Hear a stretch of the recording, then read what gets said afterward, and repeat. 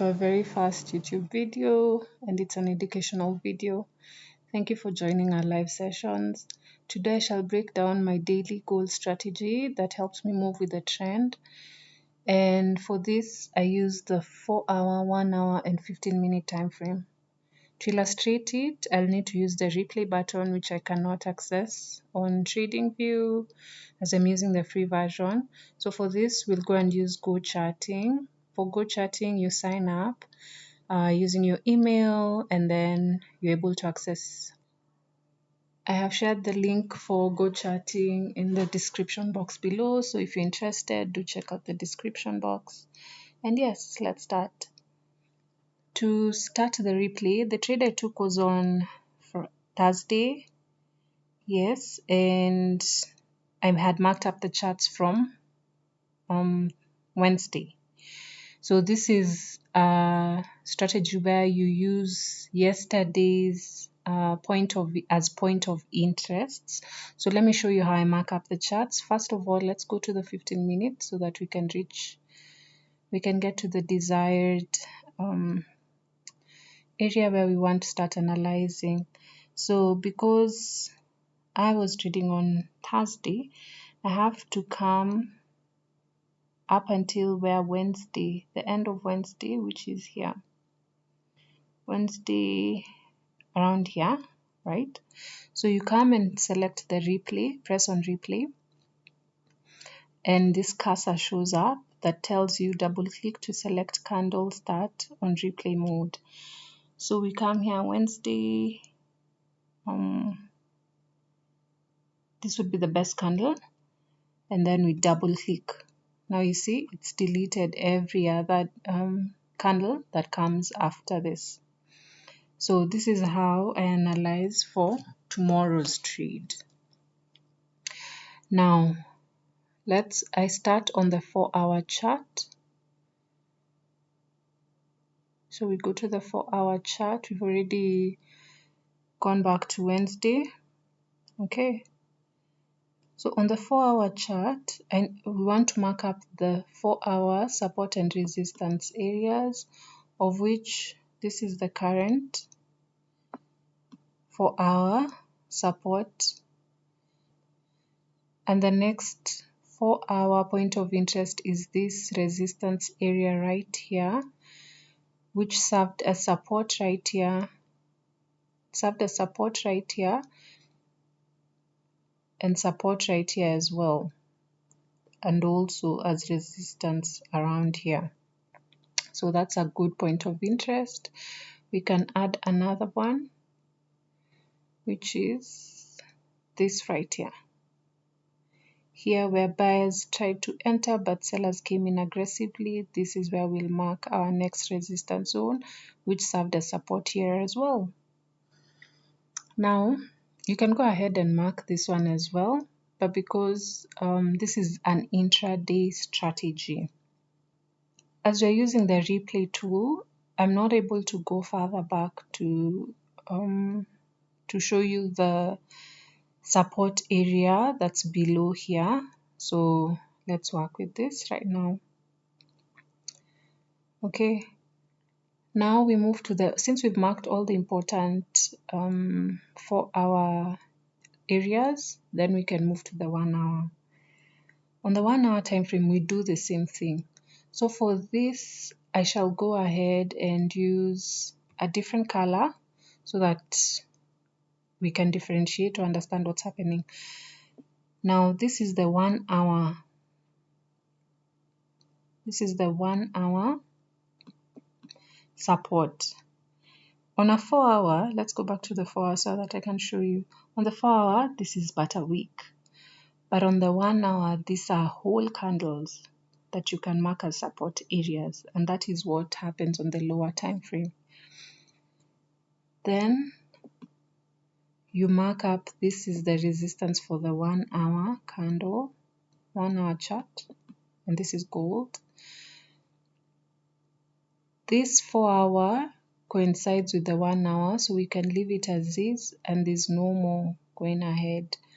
There's no more 1 hour resistance that we can mark up. Now let's move to the 15-minute time frame. For the 15-minute time frame, let's use a different color. This right here.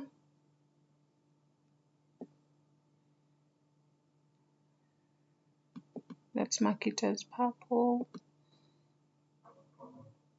Where's purple? Let's pick this one. Right? Okay. And then this here is a 15-minute resistance area, which can act as a good point of interest.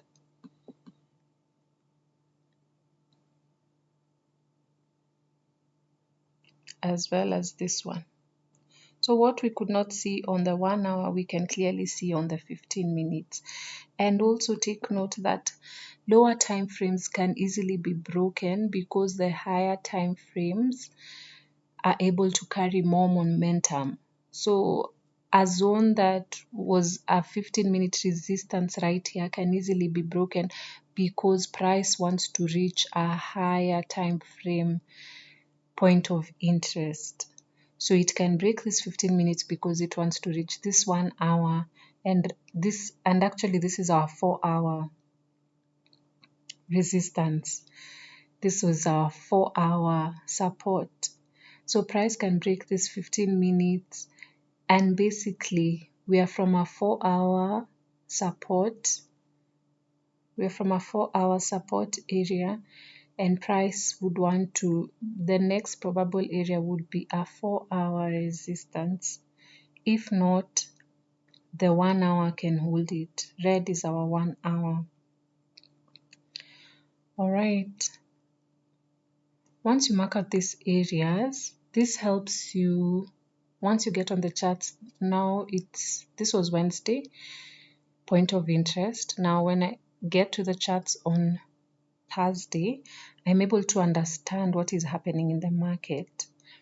So from that, since we marked out our points of interest, let us press play.